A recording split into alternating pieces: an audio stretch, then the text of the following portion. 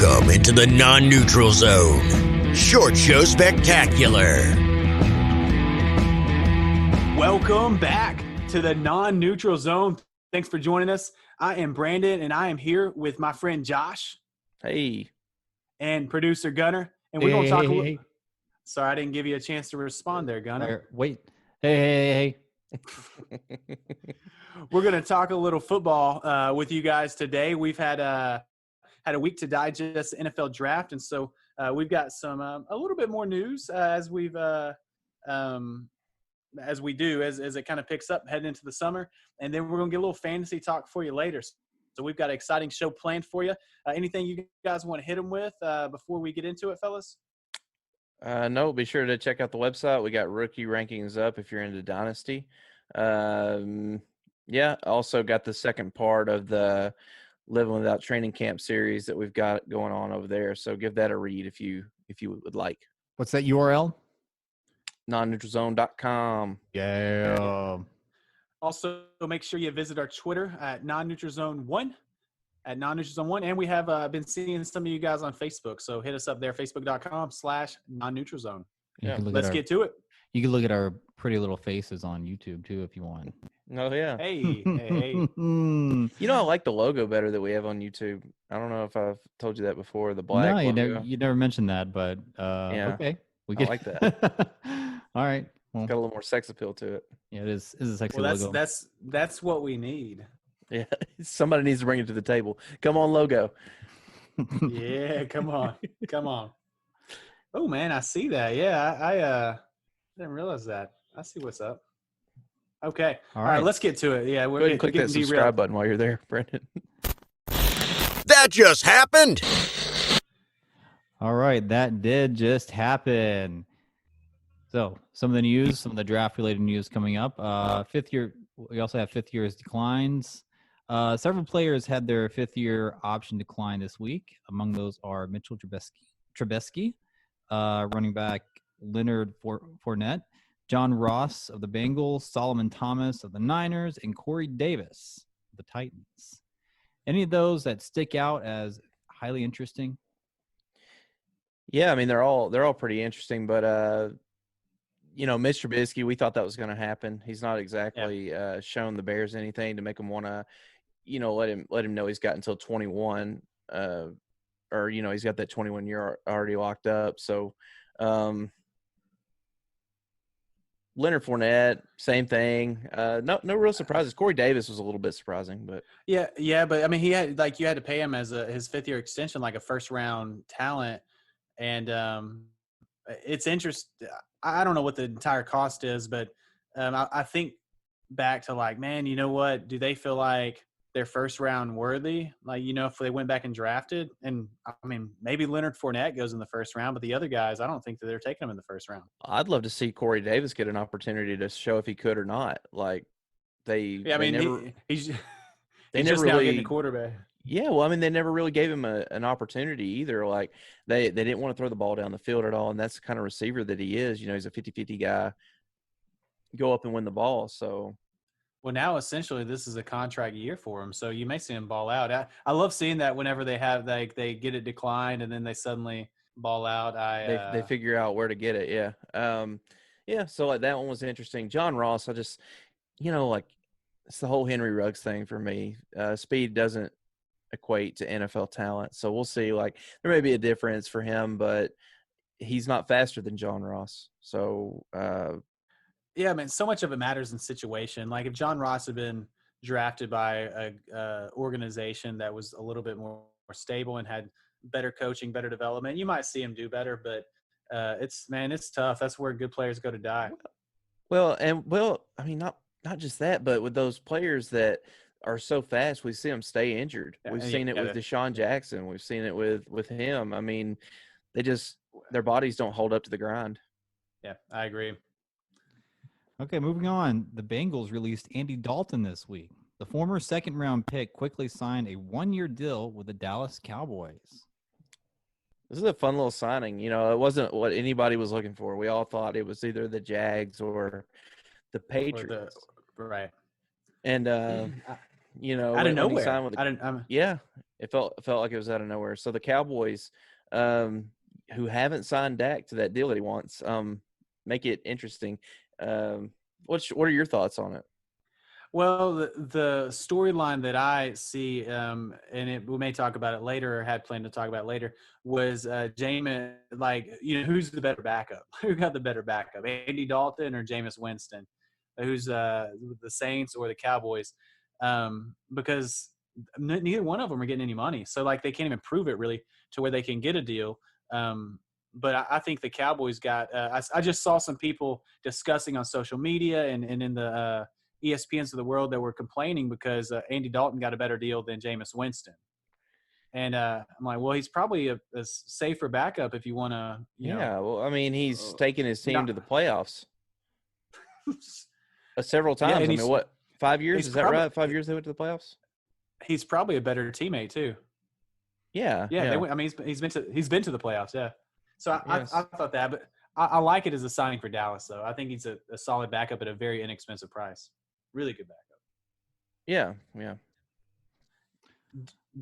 I don't think that's any pressure on Dak, though. I don't think that they're not going to do the deal, in that regard, or that Andy Dalton. That it's a safe play if they don't get a deal done.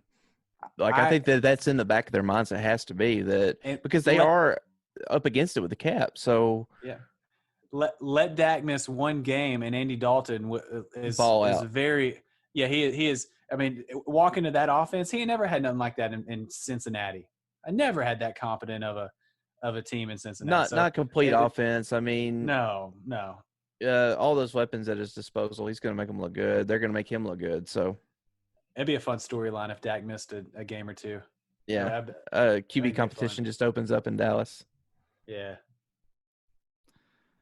You mentioned Jameis Winston earlier. After quite a bit of uncertainty leading up to last week's episode, he did sign with the Saints eventually. His one-year deal is worth $1.1 million. Allegedly, he declined more money from other teams. So I think the best part about it is, like, with him taking that 1 year, $1.1 million deal, the money isn't enough to register for a compensatory pick. So, he just stuck it to him. Stuck it. I didn't know that's fantastic. But yeah, what are they supposed to do? They couldn't keep him on the he wasn't gonna. I mean, they had a chance to sign Brady over him. That's hilarious. I mean, do you think that he had better options out there? Because allegedly, better than 1 year, $1.1 million. I mean, probably. All right, fair. Yeah. Yeah, I imagine they were better than that, but I don't think anyone was offering him like backup $8 to $10 million a year. Probably not a better situation. So, because if he gets an opportunity to prove it, then he gets to take over in an offense that's proven where he can be successful. So, and he'll get that Teddy Bridgewater deal. I mean, just essentially like walk into a good situation and get paid later. I mean, if he stays with the Saints, he could get that Taysom Hill money and be fine. So, yeah. The Chiefs picked up the fifth-year option for Pat Mahomes. No surprise. Mahomes says that he's focused on winning another title, but is confident a long-term deal will get done. It will. So just hang in there, Patty. It's getting done. Like you said, no surprise. Mahomes that's the fifth-year option that you pick up. That's the one. Yeah, and several did get picked up, but as they always are, we didn't put it in the news, but we declined Malik Hooker's fifth-year option. I was a little bit disappointed by that, but that's a bit surprising, yeah. Because I thought he's been fine, considering we haven't had anything around him to force those balls into the middle of the field, because that's what he is, a midfielder. So, but we drafted that safety in the third round, so it is what it is. Do you think Mahomes' deal gets do you think it gets done before the season? Oh man, or do you think it drags on? I don't see it dragging on a long time, but the Chiefs do have a cap situation, so it may be something where they have to move some pieces around to get it done, and maybe it does. It's going to get done. They're going to make it happen, but maybe it takes some time to get all the pieces where they need them to be. Do you want to put a ballpark on per year annual salary? You want to over? You think it's 45? Think it goes that high? What was the last deal that got done? I felt like it was. I don't think it's been over 40 yet. I think we're still like at 35 to 38. I think I I just, think I just I think that's some 42, 43. All right, we'll put that in for later. It'll be fun to come back to. I'm going to say 45, short-term deal. Short-term deal? That's my guess. I don't think it's going to be a short-term. I say like less than 4 years. I think It's going to be 7. You think they get? It's going to be a 7-year long-term deal. That's what Rodgers got on his last deal was 7. He's getting 7 years. Oh man, I think that I feel like athletes are playing it safe now, or not safe, but doing shorter deals because they know the cap's going to explode. Yeah. Listeners, what do you think? Be sure to pop on Twitter and tell us your opinion. Yeah. Is it going to be closer to 3 years or closer to 7? It's a good over on us. That'd be fun. We'll have to come back to that because I'm so curious on how it's going to play out. You got to think they just made him play. Essentially He's playing on his rookie year for 5 years, so they're giving him at least a 5-year deal. To show him good faith for what he's done so far. Yeah, I think he wants a shorter deal. That's where I'm coming from. But we can move on. We'll touch back base on that whenever it happens. Yeah, but pop on Twitter. Let us know, shorter or longer. We'd be interested to hear. Oh, age-old question. This next piece is pretty interesting. I'd be interested to see how this plays out. With college football having more variables to consider than the NFL in regards to the COVID-19 pandemic, the NFL may play games on Saturday this fall. Yeah, they did say that it was only if college doesn't play. So a little bit of a caveat there. And the NFL schedule is set to be released this Thursday at 7 p.m. So we may find out a little something, we may get a little peek ski, maybe there's like maybe they release like a either or. Like a just in case schedule, so. I would totally advocate for that. I mean, you get more visibility on games. Oh man, I'd love that. I would if they would play on Saturday and get rid of the Thursday games. I'd be on board with that. And that's like, I mean, I just love watching football. I'm not a super hardcore on player safety, but I mean, I think that legitimately is a player safety issue playing on Thursday. We get a better quality product when they don't play on Thursday as well because their bodies have time to selfishly. rest. Yeah, selfishly, that's why we want it on Saturdays, I guess. Yeah, well, I mean, I think there's different reasons to want it off of Thursday. The players hate it, and they're not going to give 100% when they're not wanting to play the game. I think that's why you see lower scores in general on Thursday nights. Well, and blowouts, because as soon as someone lands a punch, the other team is quick to lay down because they're tired and don't want to deal with it. No. I hope and pray that we have college football because I love that product too. And I think that it balances the NFL, and there's tons of camaraderie and pageantship in college football. But if they don't, I'll take football all weekend. Yeah, we'll see. Do you think they'll have like a contingent schedule? I think you said so. That. I think that we just hit on it right there, where maybe it's Thursday. Is the contingency where they push Thursday games to Saturday. Yeah. I hadn't really considered it, but I think that's probably what we'll see. What about splitting up because there's a lot of games on Sunday? Just moving those over. I think they'd be open to doing more games on Saturday, but I think for sure they would move the Thursday game back, and they might have like a game that they would consider moving up, like one of the early games on Sunday, just moving that up to Saturday and doing a doubleheader. Because I think for ratings to get more eyeballs, like splitting up Sunday would probably be better for ratings. Well, I think one thing too that we have to look at is there's going to be scheduling for the facilities as well that we're not considering. Where maybe they're going to have an event there, concert, whatever it is. Usually NFL has like on the stadiums they have first option. They have like full rights to it. Right. So if we're not having college football, we're probably not having stadium concerts. God help us all. But I hope. Yeah. I mean, so like likely it would be, but that's also like you have these blank TV slots that they've allocated for college football. So you have that's true. And like the CBS is open for the SEC game of the week or whatever. So naturally you got a good fit where. They don't want advertisers to pull out. Yeah. So that would be a fun to see play out. But it would just be better if they moved the Thursday game to Saturday and kept college football too. Yeah, it's going to be interesting. It's true. All right, CeeDee Lamb is going to wear 88 at the request of owner Jerry Jones. You know, for some reason, it makes me more excited about the prospect of CeeDee Lamb in 2020. You got Michael Irvin, Des Bryant, like all of the big-time receivers in Dallas history, they've wore 88. I wish I could do a Jerry voice. It's like, I drafted that boy in the first round. You gonna throw him the football? Throw him the ball. He's their. I guess he's their highest drafted wide receiver in the roster because Amari Cooper was he a first rounder? He was a first rounder, but I can't remember where he was taken. I can find that. He was drafted. But... He was drafted by the Raiders. He was taken in the top 10. I'm sure. Yeah. but he didn't really. He actually profiles as a top wide receiver. He's not all speed, so it's a little bit surprising. Yeah. Right for the Raiders. Yeah. But I agree with you. It does get you a little bit excited, get your juices flowing because they're kind of. Yeah, Cooper was the 4th overall pick. Really? Wow. In 2015. So yeah. Forgot about that. And that's like super recent, man. It feels like he's been in the league a lot longer. He's still pretty young. Well, how old is he? Are you got it pulled up? I don't have it pulled up, but I can pull it back up super quick.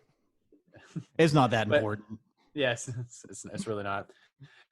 I'm excited. I think the Cowboys had a great draft, and part of it's because they got CeeDee Lamb, and I don't know that he's the first wide receiver off the board in a redraft league, but in Dynasty, he's the first wide receiver that I want because he's going to take over that situation, I think, sooner rather than later. Yeah, he's 25. Okay, like a young whippersnapper. Yep. Wow, 25. Yep. Man, so he was drafted young. He's born in 94, so. Man, that's fun. He's a young dude. I mean, some of these rookies, as we were looking at their ages in Dynasty Draft, were 23, and he's already got 5 years under his belt. Yep. Or 4 years under his belt. Wow. Okay, cool. All right, and I think that wraps it up for the news this week. You guys ready for a mail call? As always. Let's do it. Oh, look, it's a mail call. Yeah, there's a mail call. I love his voice, the way he says that. So, oh, look, there's a mail call.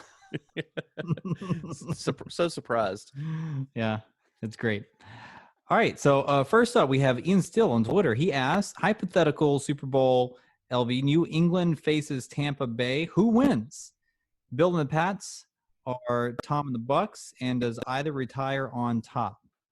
I think there's very little chance that it happens, but since it's hypothetical, probably defense wins championships, Bill and the Pats. And if that happens, I hope they just get have a retirement match and Bill just like kicks the crap out of Tom in the squared circle. But I don't see the one retiring. I don't think Bill's ready to retire. I mean, he does. I don't think he does anything besides coach football. He doesn't have any hobbies. I think he's just a football guy. So I think he's the type of guy that's going to coach for a lot of years. He's not going to do any booth work. Like he's not going to give commentary in the booth. Yeah, not his style. Fist fight. You taking Tom or Bill? Bill. Absolutely. No 68-year Bill question. is gonna take Tom out back to the woodshed. 40-yard dash. You taking Bill or Tom? Bill. Absolutely. Absolutely. So as for Ian's question, I agree that the hypothetical is incredibly unlikely. In fact, I would say that you could probably parlay that bet that they both won't make the playoffs, and it would be a decent bet. But if in this hypothetical situation, I think the Bucs would win. I think they got a better roster, and the New England just doesn't have enough pieces on offense. Like they're decimated. In my opinion. We all talk like they don't have a quarterback. What if Stidham just comes out and like sets the world on fire? Like, what are we gonna do? Like Tom was holding this team back. Yeah. Oh man. Oh, I hope that narrative. You would love just that so come- much. Ooh, Wouldn't you love that so buddy, I'd much? ride that pony. Oh, I'd love it. Man, I think that needs to be our lightning round 1 week. Maybe we'll do that next week. Like Bill or Tom, 40-yard dash, cooking competition. I'll save us some time. I'm taking Bill. Oh, all right. That is an interesting idea, though. Pitting these guys in like completely Yeah. unrelated places would be funny. Arm wrestling competition. I think I would take Tom in that because that he's throwing the football. I don't Bill's know. would I probably think feeble Bill man. would like, have some sand in his pocket or something, just like douse it in his eyes and go ahead and slam his arm. Sand. Oh yeah, if you're a Patriots fan, I'm sorry, man. We have some Patriots fans that listen to the show, and you're just completely just dumping on them, Josh. That's mean. That's what I'm gonna do. Like, Well, I'm about to. I don't dislike you guys as much now without your little boy kisser running around. So I get the show back on the road. PG. Yeah. Okay. Mark in the capital city of North Carolina. Apparently, I say it wrong, which I stick by saying Riley, only because nobody from North Carolina can take the high road on proper pronunciation. I think you are from North Carolina after all. So. Okay, Mark says, I have several wide receivers on my dynasty team that were affected by the NFL draft. What are your opinions on the values for Christian Kirk, Tyler Boyd, Michael Gallup, and one that wasn't affected by the draft, but the fantasy community has mixed feelings on, Alan Lazard? I'll start at the back of the bus there. Right. I love Alan Lazard. Yeah.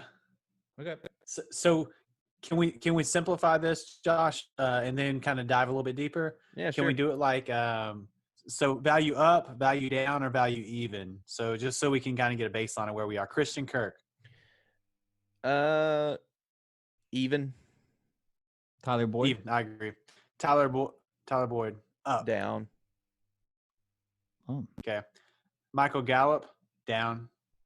Like in his current situation, I'm going to say down, but I think that his value could easily go up. Being a new team next year, if he doesn't want to stay with Dallas, if he wants to go somewhere and be an alpha. So that's true. And then Alan Lazard, I got to say up, man. They didn't draft anybody. Yeah, I mean, value's probably up, but it essentially stayed even because they didn't have anybody last year either. True. All right. So now I just wanted to kind of see where you were. So go ahead and dive in on those.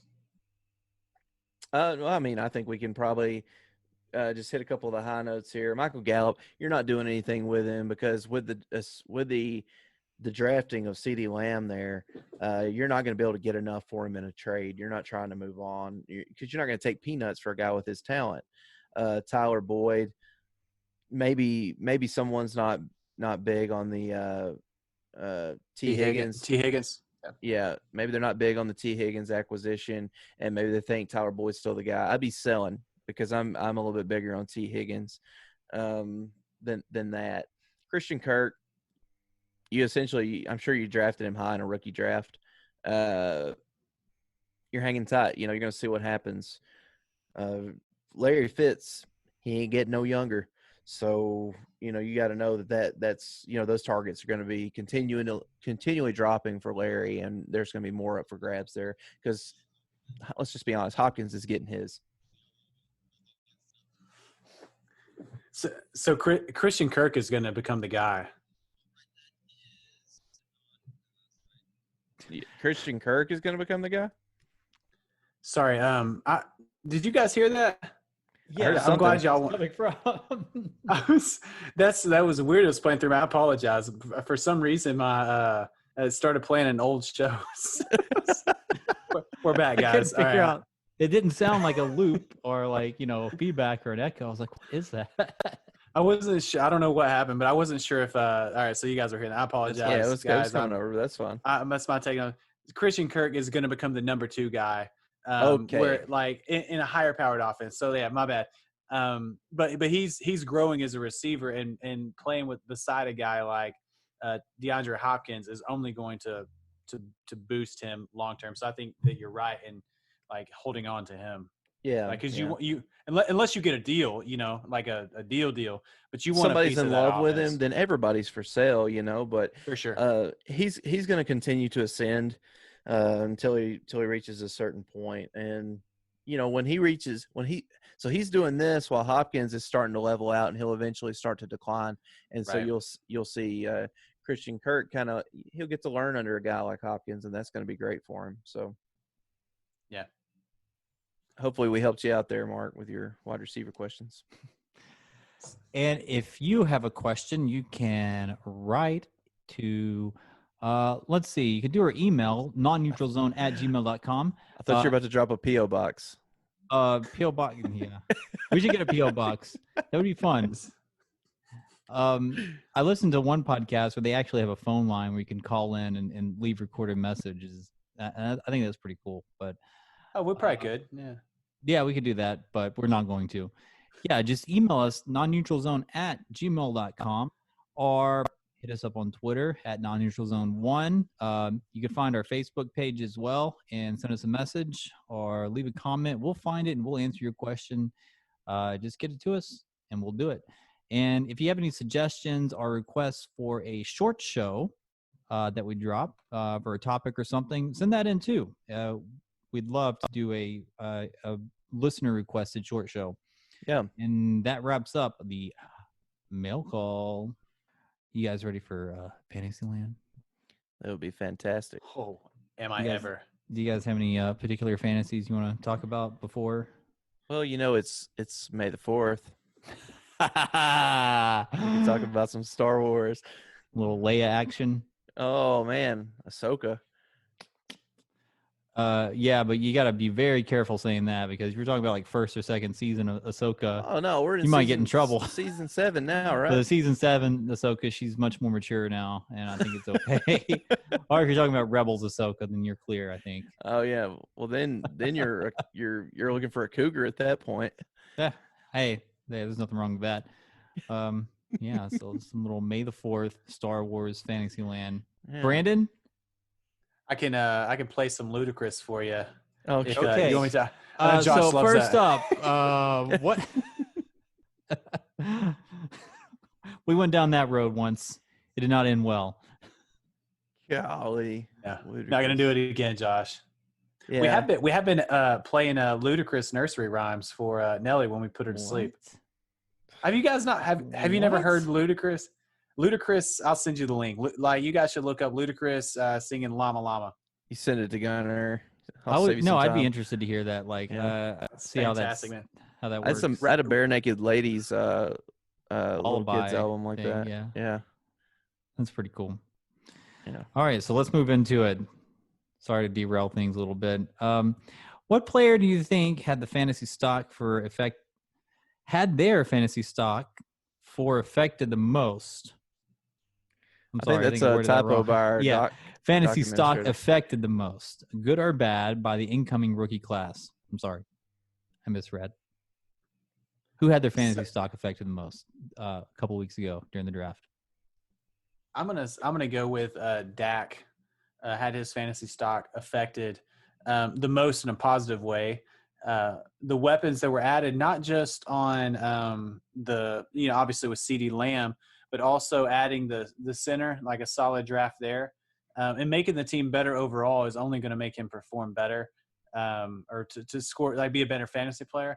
So I feel like he had the tools. He's the only player in that offense that improved, especially in redraft fantasy for this year, because I think it hurt Amari Cooper, it hurt Michael Gallup, it hurt Ezekiel Elliott, because you have another dude there in CeeDee Lamb. But I think Dax was affected long term in the most positive way. I think we've seen Amari Cooper, though, is going to stay pretty safe. Dak really likes him. But that is a very good pick. Dak's going to benefit 100%. Just another weapon, another really good player. I'm going to go a similar route. I'm going to say Drew Lock. Like if Drew Lock ends up being if Drew Lock ends up being as good as what he looked at times last year, he's in a good spot. And I mean, Pat Shurmur is the new offensive coordinator. He's going to get a lot out of him, I think. So if they if he builds off what he did last year, we're gonna like the results. Well, that's a great pick because I mean, Dak's such a easy pick, you know. Chalk. Yeah. Right. Yeah. So I mean, but it doesn't mean that he didn't improve. But I love that you're digging deep because there's a lot more likely chance that Drew Lock gets on my fantasy team than Dak. Exactly right. Exactly. Which kind of because Dak's Dak's because I love Dak. I love him, man. I want him, but I don't know that I and we can see it every year though, where a guy that we think is going to go higher may not necessarily go higher. Maybe they wait on him because the quarterback situation is so murky. Maybe they want to wait. We saw in our league of record last year where we had 2 quarterbacks go off the board in the first couple rounds, and then it was round 10 before the next quarterback went off, and that was really cool to see. Like everybody playing at a higher level, having good discipline. Yeah. So yeah, maybe so. But I think it is kind of fun to pull off that top pick, screw everybody up. Early. Oh yeah. I think it's pretty interesting. Throw everybody off. Like, oh wait, usually doing that's what quarterback happens too. Like people start freaking quarterback out. comes off the floor, and then the dominoes start falling. Yeah. So last year it didn't have. Kept waiting, and I mean, and that's a good time if you do that, and then you could swoop in and get some of those other like topics. So yeah. All right, moving on. We have a startup dynasty draft coming up later this month. What kind of draft strategies do you like to apply that might differ from your approach to a seasonal league? So for me, my first startup dynasty draft, I applied the same methods that I use in redraft, which is running backs, just pile in the running backs, get them. Running backs are able to come in as rookies and be good. They can contribute to your fantasy team. It's important to draft those dominant wide receivers at the top of the draft because those guys take time to develop when you draft them in rookie drafts, typically. So for me, that was the lesson learned that I'm still paying for a few years in on that league, where it's hard to acquire those wide receivers and you have to wait on development. So, running backs, you can get studs in the rookie draft if you play your cards right. So. Well, yeah, and so we see a rookie running back carry redraft leagues to the playoffs every single year. Yep. Like you just hit you get that middle round running back that just lands in the right spot. Whether it's Kareem Hunt, whether it's Ezekiel Elliott, whether I don't know who Saquon Barkley, Saquon, the guy with the Broncos, helped a lot of people. Philip Lindsay, yeah. So I mean, you just have there's a guy who outperforms. They're available. There's multiple guys, yeah. Yeah. So I mean, for me, I would echo what you just said. I think that's solid advice for someone who's just beginning in dynasty and figuring out how to draft. You need a more well-balanced roster as opposed to a redraft league where you do kind of pile up on running backs because they're the meat of they're the heart of your offense, or the heart of your offense, the heart of your team. So okay, I don't have a lot to add there. Yeah. All right, so that wraps up fantasy land. You guys ready to move into the lightning round? Sure. And I think this is going to be a heavy week for lightning throughout the country, especially in the southeast. Yeah, we've already been hit by a big people. Storm. Yeah. Sunday night, and now Monday night, big storms coming through. Yeah. Yeah, I mean, fun stuff. Out of nowhere. Yeah, I mean, it's just a beautiful day, and they. Yeah, in PG here earlier, Melissa, my wife, she was saying, it's getting dark outside, it's fixing to rain. It's not supposed to rain today. And right when I looked out the window, I saw my patio furniture flying through the air. And it's not like the plastic patio furniture. It's heavy. It's heavy stuff. So here I am out running in the wind, getting blown all over, just trying to make sure this stuff's not going through somebody's house. So you didn't blow away though, did you, Josh? Heck no, baby. It did push me around though. I felt like a small child. Yeah, I saw it is maybe the biggest windstorm since 2004 in Nashville. Oh wow. Really? And I was looking at some of the pictures, there's a lot of damage. I mean, for it to not be a tornado is pretty intense. Yeah. I saw some huge trees. I mean, just some huge trees that were down. It was wow. It's so I don't know. I don't know what the word is, but like in all, to see trunks just Awestruck, ripped up out of the ground, awestruck. Yeah. Yeah, it just makes us feel so small. Like this world's Yeah. so much bigger. The power of nature, man. Like seeing those trees just pushed over and ripped up by the roots. It's incredible. Boy, I tell you what, you get some of that straight line wind coming in, boy, and you can tear up some trees. I tell you, straight up, man. You got a tornado coming in, but boy, man, it's a straight line wind, man. Sound like a choo-choo train. All right, lightning round. First up, who has more touches this season? Clyde Edwards-Helaire or Jonathan Taylor? I'll let you field it first, Brandon. I'm interested to see where you fall. Jonathan Taylor. I'm with you. I think that the Chiefs spread the ball around a lot. Now points per touch, Clyde Edwards-Helaire may outdo it. Yeah, but just because that offense does spread it out so much. But anyways, sorry, we're lightning round. I forgot. Yeah, I didn't want to say anything, but I did want to say something. Yeah, I got it. I checked myself. More touchdowns for A.J. Dillon or Aaron Jones? A.J. Dillon. Aaron Jones. Okay. Phillip Rivers or Jimmy G this year in redraft? They should go around the same points in draft this summer. Jimmy G. Oh, man. Phillip Rivers. Darren Waller or Henry Ruggs, who will finish with more fantasy points? Henry Ruggs. Henry Ruggs. Okay. Jerry Jeudy or Jalen Reagor for 2020? That's a fun one. Yeah. Oh, man. This is probably the closest one, I think, for me. I'm going to say Jerry Jeudy. I'm going to stay true to my rankings and say Jalen Reagor.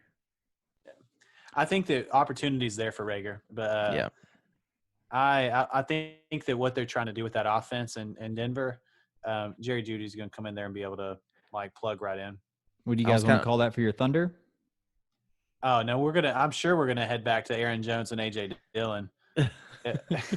This was in there. This was just bait. I guess you're assuming that AJ Dillon's gonna vulture Aaron Jones touchdowns, and that's why they drafted him, just so he can vulture them.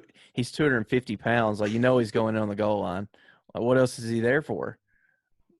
Yeah, I have no idea why they drafted him. I don't know why he's there. I agree, but with him being a goal line back. I still think Aaron Jones is going to get a lot. We don't have to. I don't want to spend time arguing about that with you. Yeah, I mean it's all it's all narrative. 200. We don't have any stats to go off of other than the fact that Aaron Jones had a lot of touchdowns from outside the red zone that are gonna they're gonna come down. Like you just don't score at that rate from past the 20. So AJ Dillon's going to get those opportunities and Go ahead. Maybe so. So where I was going to go, also Henry Ruggs versus Darren Waller for more points. So Darren Waller last year, I know, but I had to show discipline there. As much as I love Darren Waller, I think he was hurt in the draft. That could have been one of my guys, but I think he was hurt in the draft just because they drafted so many weapons that they want to use. But in order so Darren Waller last year at his fantasy points, he would have been wide receiver 28. So the question is do you think Henry Ruggs is going to be a wide receiver 3? And I think that's more likely than Darren Waller like scoring way more. You know what I'm saying? So that's an interesting way to look at it. Yeah, I hear that thunder. Yeah, appropriate. That is an interesting way to look at it. I think it comes down to it just comes down to the big plays and a lack of touchdowns for Darren Waller. I think the touchdowns are going to be spread out too much. Especially the way they drafted offensive weapons. So if they use Henry Ruggs in the way that he's the best utility out of him, if they use him in that way, then Henry Ruggs is going to outscore him. Darren Waller could easily outscore Henry Ruggs this year, but Yeah, so I think one of the fun ones is Clyde Edwards versus Jonathan Taylor.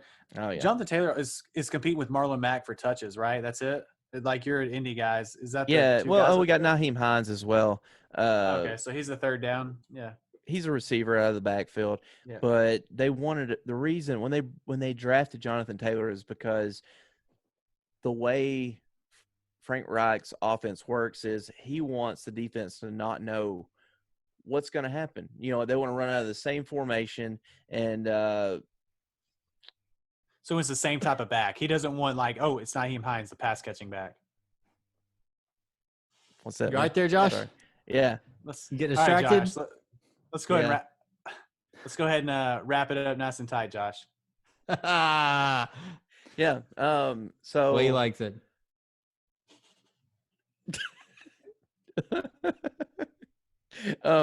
Yeah. So I think that Jonathan Taylor will have more touches, but I think that Clyde Edwards-Helaire will score more points per touch this year. I think they're going to finish pretty close in the standings. I think they're both back-end RB1s, low RB2s, or high RB2s. So only one of them do I consider drafting in the first round of redraft, though. Clyde Edwards. For sure, yeah. I mean, as much as we think Jonathan Taylor he's just in he's that a second-round offense. pick in my opinion. Maybe yeah, third. I'm saying, yeah. Oh, really? You think it drops all the way to third? Interesting. It's possible because the hype train's going to build for other players. Maybe he shows out in preseason. And if he does, then forget about it. The hype train is going to be full steam ahead. But yeah, so we can stop there with that. It's a fun little discussion over those two. We're going to talk about them a lot this summer, I'm sure. Yeah, and if you have any thoughts, listener, throw them on Twitter or on Facebook. Let us know. We'd love to hear what you think. And that wraps it up for this episode of the Non-Neutral Zone. We are trying a shorter format this week. Let us know what you think. If you like it or if you hate it, either way, let us know. But just let us know in the comments, not on official reviews. All we want on 5-star. Yeah, all we want is 5 stars on. Yeah, that would be very helpful. I say wherever you listen, but I think the only place you can really review is at iTunes. Yeah, that's the biggest spot and the most helpful. If you could throw us a 5-star, that'd be great. We'd really appreciate it. But we do appreciate all your feedback. So anyway, we get feedback through Twitter or Facebook or anyway, email. We really love and value any kind of feedback we get, good or bad. We just want to make a better product for you guys. Be sure to check out nonneutralzone.com. As a reminder, we have the rookie draft rankings up. What else? What was that article you published, Josh, this week? Yeah, it was just a second piece, preparing for life without training camp. If we don't have training camp, what to expect and how to prepare for your fantasy draft. I actually got a little bit of feedback on that from some people, and they seem to enjoy it. So be sure it's the one with an empty toilet paper roll in the image. So give that a click. It says don't panic. And that's the plan, is not to panic, but to utilize the information that we bring to you and apply it and win your league just like every other year. Yeah. So and our custom fantasy rankings will be up pretty soon too. So stay tuned for that. We'll let you know when that drops. I think that'd be pretty fun and interesting for you guys to see. Yep. Oh, yeah. Brandon, you have anything you want to say before we sign off? Not a thing. See you next week. All right. Thanks so much. Bye-bye. May the 4th be with you. Thanks for listening. Remember to subscribe wherever you listen and don't fall into the neutral zone.